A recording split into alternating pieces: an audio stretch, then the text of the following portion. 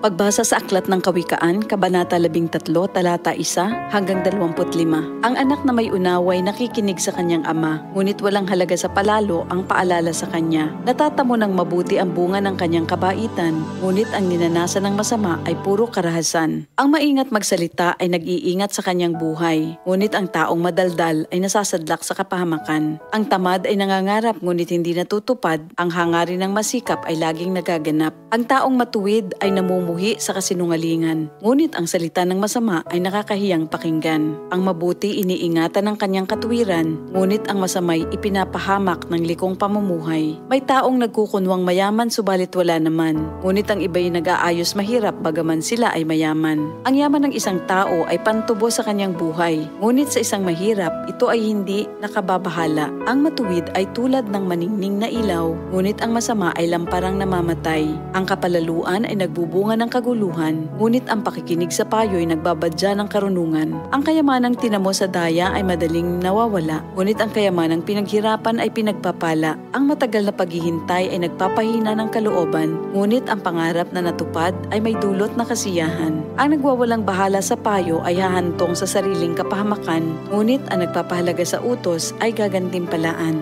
Ang mga turo ng matalino ay bukal ng buhay. Ito ay maglalayo sa bitag ng kamatayan. Ang katalinuhan ay umaani ng paggalang, ngunit ang kataksilan ay naghahatid sa kapahamakan.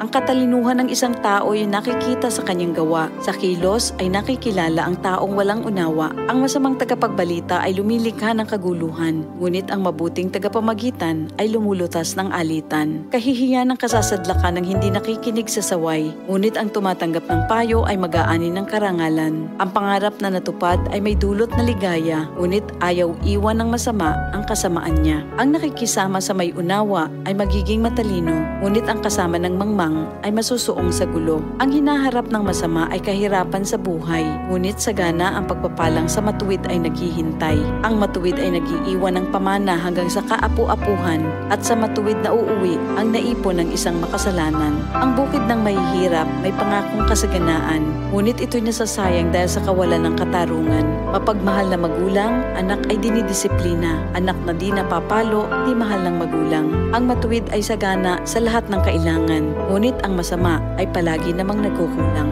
Ito ang salita ng Diyos.